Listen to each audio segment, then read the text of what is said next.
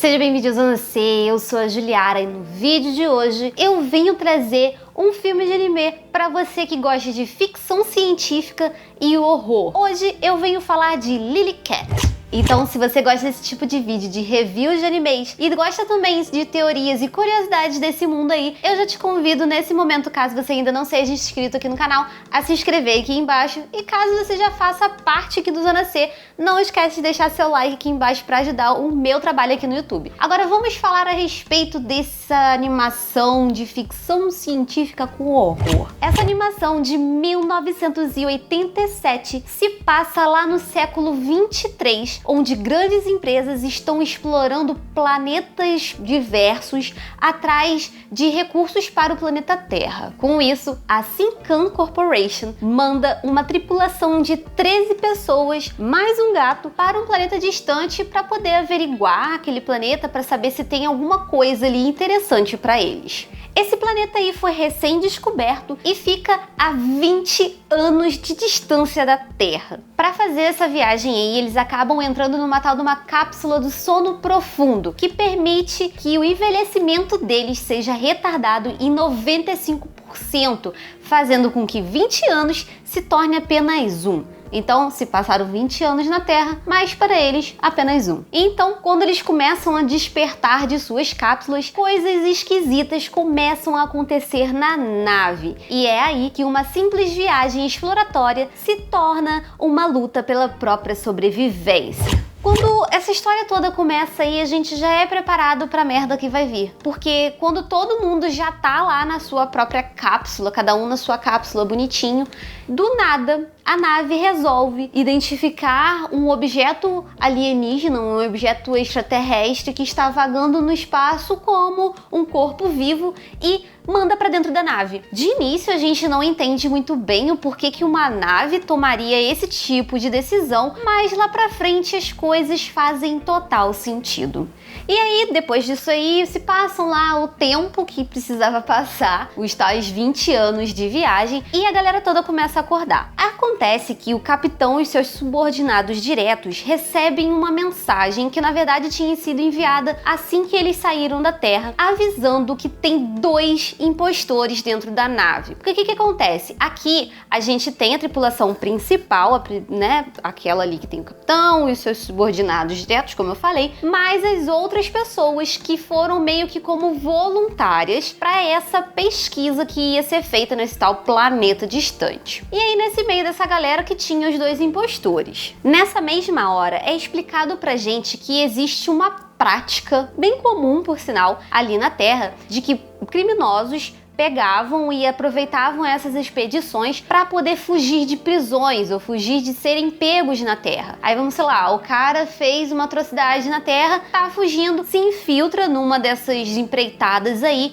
e acabam esquecendo dele na Terra, porque tem viagens que duram aí 60 anos. Essa aqui tá entre as mais curtas, vamos dizer assim, porque ela durará apenas 20 anos. É uma parada muito interessante, é um conceito muito interessante, mas não achei que ele foi explorado o suficiente aqui no filme. Mas de qualquer maneira, é legal. E aí acaba rolando uma conversa aqui, outra ali, e começam enfim os interrogatórios dos tripulantes ali daquela nave para tentar descobrir quem são os impostores. Só que quando começam esses interrogatórios, é quando começa também a treta dentro da nave. Porque a gente dá de cara, não, a gente não dá de cara, né? Mas um tripulante ali dá de cara com outro morto dentro da nave. Na verdade, foi que eles estavam caçando o gatinho, né? Porque nós temos um gato ali, e eles foram caçar o gatinho, e aí foram atrás do gatinho, e o gatinho achou o cara morto. Com isso daí, a gente começa a identificar vários clichês que a gente está acostumado a ver em filmes de ficção científica que tem aliens. Só que o que acontece? A gente tem que levar em consideração que esse filme aqui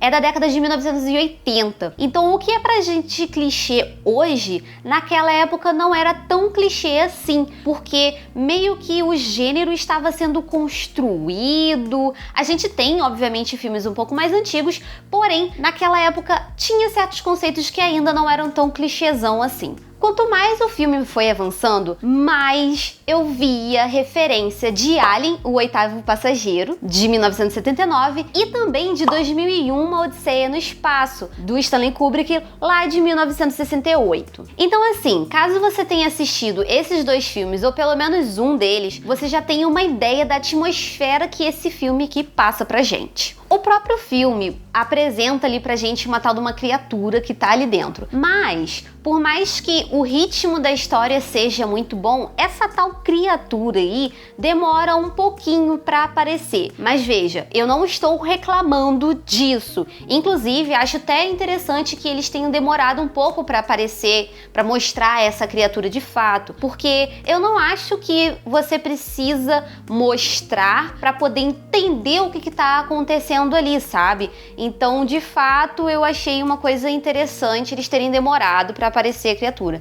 Porém, pode ter gente que acha que isso foi meio enrolação, que demorou a aparecer, enfim. Sem contar que nós temos uma outra coisa. Esse organismo extraterrestre que tá ali na nave não é a única preocupação dos tripulantes da nave. E é aí que a gente volta lá no 2001, Odisseia no Espaço, sabe? Então, quem assistiu sabe. E agora que eu entrei nesse assunto aí, desse outro problema que eles têm que lidar, e essa parada aí aparece um pouco mais pra frente, ela não é mostrada logo no início da animação, e ela é mostrada quase que quando metade da tripulação já foi e a gente já sabe quem são os impostores. E falando em impostores, o filme, ele não faz muita questão de esconder quem eles são pra gente, mas de início eles tentam tacar um bite no seu colo, mas eles acabam descartando ele, literalmente. E muito rápido. Uma coisa que eu queria falar aqui é que, assim, eu já assisti alguns outros animes de horror dessa mesma época e eu achei o horror desse aqui um tanto leve, eu não achei ele tão pesado, não. Eu acho que ele acaba se garantindo melhor na ficção científica do que no horror em si.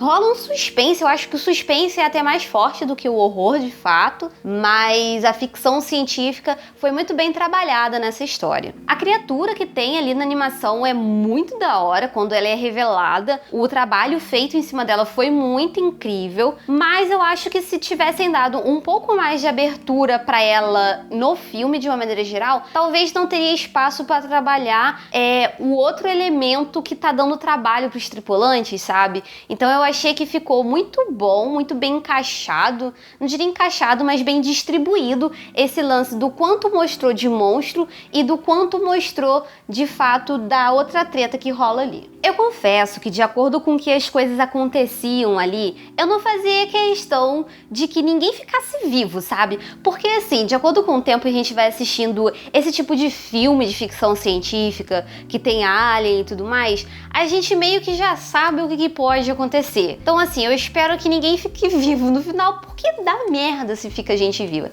Mas acontece aqui que tem gente escapando viva sim, só que o filme acaba deixando um final em aberto pra gente. Meio que deixa a gente sem saber se eles vão conseguir voltar pra Terra ou não. E isso aí eu achei uma parada não tanto interessante, sabe? Em termos de animação, a gente tem aquela animação clássica dos anos de 1980, que eu particularmente gosto bastante, tá? Não tenho nada a reclamar desse estilo. Acho, inclusive, que certas coisas são tanto quanto mais detalhadas do que hoje em dia. Não, obviamente, eu não vou comparar com todos os animes de hoje em dia, obviamente, né? Porque senão vai vir gente, ai, mas Demon Slayer é detalhado. Sim, eu não tô comparando com todos de hoje em dia, porque as pessoas têm um pouco de problema de interpretação das coisas. Mas eu acho que certos animes dos anos de 1980 tem muito detalhamento muito interessante. Então eu gosto do estilo de animação daquela época. A parte da trilha sonora é bem legal também, eu acho que acompanhou honestamente o que acontece na animação, então ela não é uma trilha sonora que eu ache muito expressiva ou muito memorável, mas ela é honesta. Então assim, por mais que eu tenha curtido esse filme, eu não acho que ele seja uma coisa super revolucionária, porém eu indico ele sim, principalmente se você é uma pessoa saudosista que gosta de animações da década de 1980 e se você também é uma pessoa que gosta de ficção científica, porque ele traz ideias muito interessantes daquela época, que se bobear a gente até perdeu um pouco nos dias de hoje.